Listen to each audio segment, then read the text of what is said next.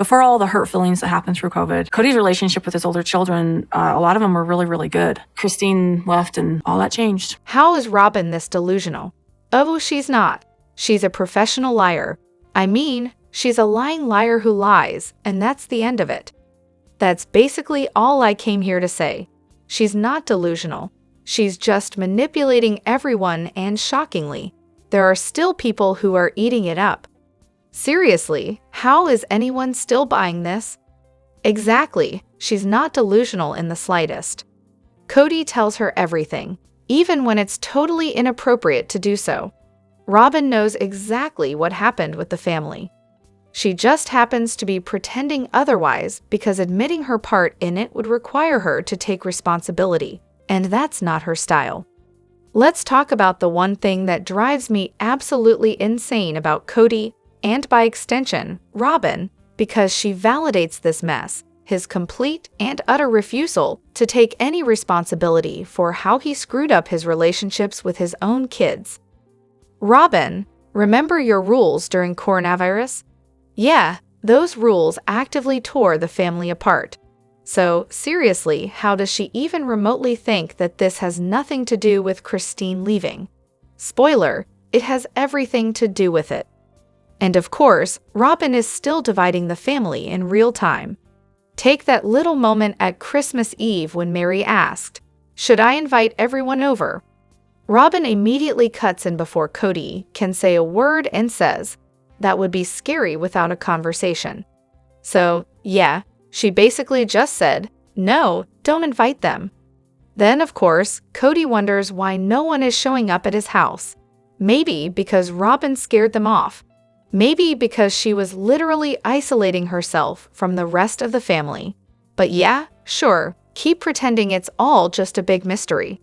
And then we have the cherry on top, Robyn gaslighting Christine in public, just like Janelle says she did privately for years. Oh, and Rex. He said Kody was bawling, lamenting how he couldn't believe he lost Christine. Like, seriously.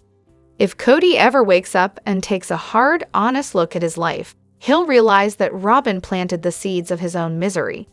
And once he does, he'll despise her just as much as he once desired her. Here's the kicker. Kody and Robyn honestly thought Christine would leave, be alone, and beg to come back. But what they didn't count on?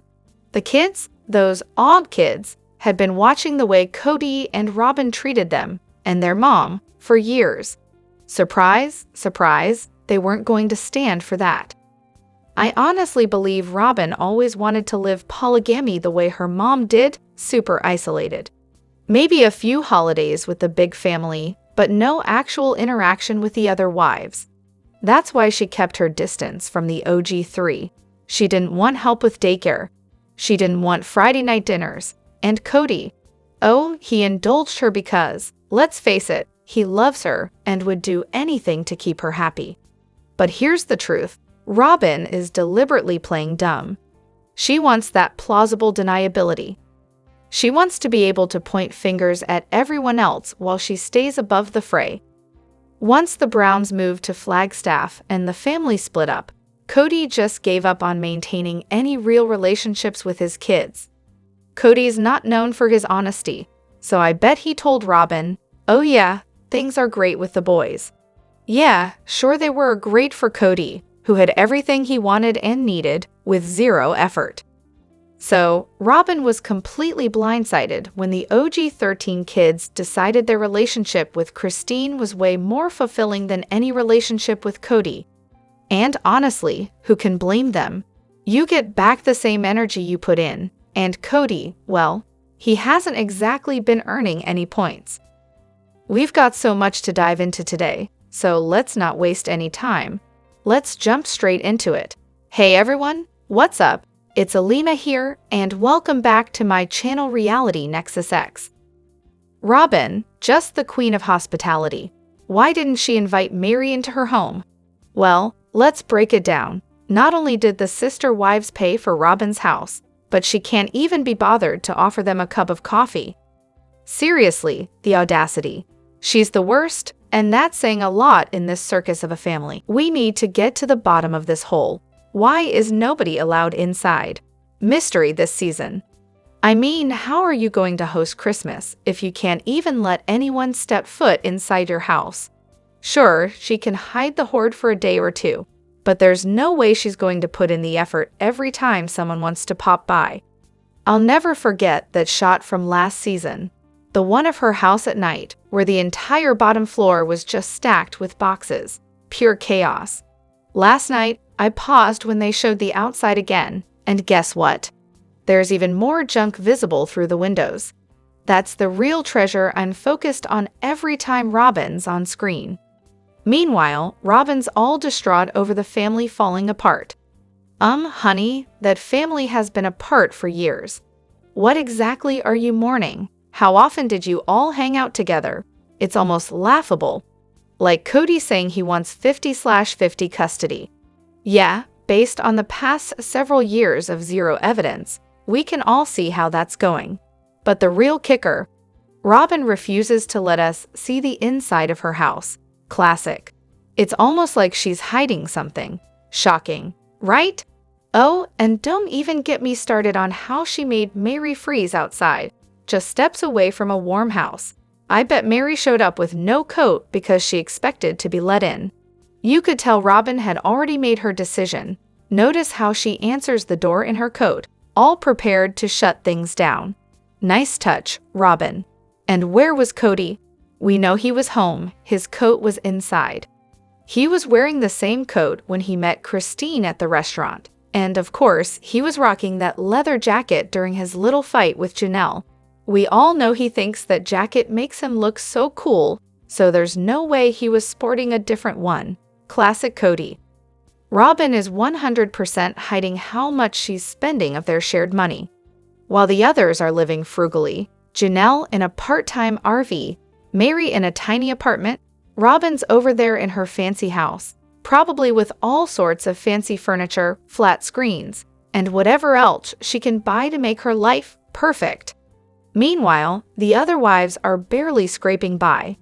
Honestly, I'm surprised Janelle isn't more pissed about Coyote Pass. Is Michael T out of favor with Kody now? Because from the looks of it, he's definitely not happy with her. In a one-on-one interview, he was fuming because she agreed with Christine's point that being in a marriage where your partner isn't attracted to you must have sucked. Kody's response: he's convinced that Michael T only said that to stay in Christine's good graces. According to him, to maintain her status with her mom, Michael T has to trash talk him. Classic Kody logic, right? But here's the real question. Did Michael T ever feel the same way when she visited Kody and Robyn's house when the cameras weren't rolling? We know she posted on her Patreon, breaking down in tears over how her relationship with Kody and Robyn is now strained. Honestly, it's heartbreaking to watch. Kody and Robyn's love is so conditional, and it's painful to see Michael T caught in the middle of that mess. A lot of us saw this coming, though. I really feel for Michael T. She just wants her dad's attention and love. I can't help but think her relationship with Robyn hit a breaking point first. Like, I get that Robyn helped Michael T out when she was a kid, but at some point, it's like, enough. No one should talk about your mom like that, no matter the circumstances. And now, Kody is using Michael T's support of Christine as proof that she's stabbing him in the back. It's like he can't even acknowledge that maybe, just maybe, he's the problem. I'm not Michael T's biggest fan, but Kody's constant choice to side with Robyn over his own kids is just gut-wrenching. I really hope Michael T finds the love and support she deserves, hopefully with David's family or even Tony's, because it's clear she's not getting that from her own dad. Let's not forget the moment when Kody directly asked Michael T on camera to spill the beans about what Christine was saying about him behind his back. Poor Michael T is just trying to have a relationship with both parents, flaws and all, but Kody keeps throwing her right into the middle of their drama. And honestly, I highly doubt Christine has ever asked any of her kids to trash talk Kody just to stay in her good graces. Kody just makes stuff up and expects everyone to buy into it. If I were one of the kids, I'd call him up and say, Just so you know, Christine has never told me to trash talk you. I've had a front row seat to your favoritism toward Robyn and your treatment of her, and it's been obvious for years. If you need further evidence, maybe watch the show you've been on for the past 12 years. It's frustrating, but I just want Michael T to find peace and support, even if it's not from her own father. Honestly, I'm absolutely fuming watching Aurora's panic attacks unfold. I'm on season 14, episode 10, and it's like her family doesn't even care what they're doing to her. The whole situation is a disaster, and no one seems to realize or care that they're the ones triggering her panic attacks. It's heartbreaking to see how severe they are. Now, I can tell Robyn might care, but Kody, he's way more into playing the hero and acting like the perfect dad. It's almost like he's more concerned about his image than actually addressing the problem. But hey, maybe it's the stress of everything, though I have serious doubts.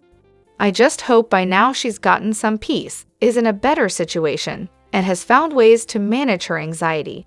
But then there's Dayton, who barely even reacts when it happens. He just mutters something about a favorite child, which is super telling. Honestly, I don't know if Aurora's behavior is completely performative or not, sue me. But whether it's for attention or not, she's still clearly dealing with some major untreated issues. And let's be real here, if she is faking it for attention, that makes the whole thing even sadder. Because whether it's genuine or not, she clearly needs help. But what does Kody do? He swoops in, scoops her up, and carries her off like she's a damsel in distress. I find that scene downright repulsive. She doesn't need to be coddled and carried around. She needs a damn therapist. Now, I know some people will downvote me for this, but here's the truth. Robyn's care seems to be more about looking like the caring parent than actually helping her daughter. My kid has panic attacks, and I would never let her be filmed during one. It's a private moment. Putting that on camera just adds to the stress, so why would you make it worse by broadcasting it? But hey, I guess that's what they do for the show, right? Let's not forget, Kody and Robyn's actions likely contributed to Aurora's issues in the first place. They shoved Robyn's kids into an already formed family and expected the OG kids to just accept it without any consequences. They moved around constantly, like some kind of nomadic family. Honestly, even military families settle down more than these people. They aired way too much family drama in front of the kids, making up stories and blowing things out of proportion. And don't even get me started on Kody's habit of exacerbating situations, probably because it feeds his ego and makes him look like the knight in shining armor coming to the rescue. Honestly, I really hope for Aurora's sake she's seeking counseling. Because on top of everything, panic attacks can be linked to underlying conditions like BPD or ADHD, and she could be dealing with more than just anxiety. I know I'll probably get downvoted for this, but I honestly wonder if Aurora's attacks are genuine. She's seen her mom and grandma use similar tactics to get attention, and now it looks like Aurora is doing the same. I've watched her a few times, and it honestly seems like she's trying to manipulate the situation. I'm not saying panic attacks aren't real, I've had them myself, but sometimes kids will use things like that to get attention from their parents. It's a messed up dynamic. But as the seasons go on, you start seeing more of the weird, unhealthy interactions within Robyn's family, and trust me, there's a lot of dysfunction there. Like when Robyn explains Thanksgiving in later seasons, prepare to be fuming. These people are just weird, and the youngest kid is going to be more than they can handle when they hit their teenage years. The truth about Kody's time management. What a masterpiece of manipulation and self-serving excuses. Let's break this down, shall we? Christine's account of Kody's visits is basically a comedy of errors. He'd show up unannounced, always late, glued to his phone, and surprise, surprise, leave before anything meaningful could happen. Classic move. And when he complained that the girls would go to bed early, and why even bother visiting Christine, well, let's take a look at his timing. Showing up around 9 p.m. after Robyn let him go, once he'd finished his daddy duties with Ari. Real picture of devotion, right? Let's be real, though during this quality time with Christine, I'm sure Robyn was blowing up his phone with constant calls and texts. Then, the students, aka the other wives, caught on and called Kody out. Kody, of course, tried to justify it with Saul's dental problems, aka bottle rot. Sure, because that explains the constant time spent with Robyn while everyone else is left hanging. And Robyn, ever the professional deceiver, plays dumb about Kody's whereabouts, denying he's always with her, while simultaneously making up excuses for why he's never with the other wives. Don't worry though, Janelle's catching on, calling out Robyn's game of I don't know, while pretending she had nothing to do with it. Yeah, Robyn, we all see you. What I think is hilarious is how some people are still questioning Kody's priorities. Of course, he spent more time with Robyn. Duh. It's not even a debate. Robyn and Meri's little, I've got a secret game. Please, it's beyond obvious. Kody has always used his time as a weapon of reward and punishment. He admitted it when he spent nearly an entire month with Christine and her kids, just to make a point. A point that backfired, by the way, because instead of bonding, he isolated himself from 3 other households to create exactly the drama he wanted. And don't get me started on his genius theory that Christine was selfish for wanting more than he was willing to give. Like, seriously, she just wanted a partner, Kody. But no, instead of being a grown-up and just admitting you couldn't be what she needed, you put the blame on her. Nice, real nice. What's truly laughable is the fact that there's even a debate about this. If Kody had stuck to a consistent schedule, rotating between the wives like a sane person, no one would be questioning it. But no, Kody played fast and loose with everyone's time. A strategy that made him look dumb, not them. And let's not forget the whole excuse about Robyn needing more help because her kids are younger. Oh, of course. The older kids from the other wives were practically a built-in childcare service. But when it suited them, Kody and Robyn twisted that fact to justify his excessive time spent at Robyn's house while Christine and the others got scraps. In the end, it's pretty clear Kody's selfish, manipulative, and unable to be the partner Christine actually deserved. But hey, at least he has a great time stringing everyone along. What a winner! The tension between Meri and the other wives is a complex web of personalities, competition, and circumstances that just never quite clicked. Christine and Janelle, they've pretty much made it clear that they want nothing to do with Meri. It's not that they're anti-Meri though, more like their relationships with her simply fizzled out over time. Let's break it down. You had 3 distinct personalities in the same marriage, all vying for their husband's attention, affection, and, let's be real, his finances. That's bound to stir up some drama. But to make it worse, their husband enjoyed pitting them against each other, which doesn't exactly foster a sense of sisterhood. Janelle and Christine seem to have bonded because they spent a lot of time co-parenting while Janelle was away, and that created a connection that could withstand the chaos. Still, their personalities couldn't be more different. Janelle's chill, outdoorsy vibes didn't exactly match Christine's more bubbly and outgoing style, but they made it work for the sake of the kids. Then there's Meri and Janelle. Talk about opposites. Meri's direct, type A, and more girly, while Janelle is passive, laid back, and outdoorsy. From the start, this was never going to be a great pairing. Their history, too, marriage dates, family dynamics, just made it a tough match. Now, throw Christine and Meri together, and things weren't much better. Both women are fun and outgoing, sure, but outside of that, they just didn't mesh well. And don't even get me started on raising 13 kids with different rules.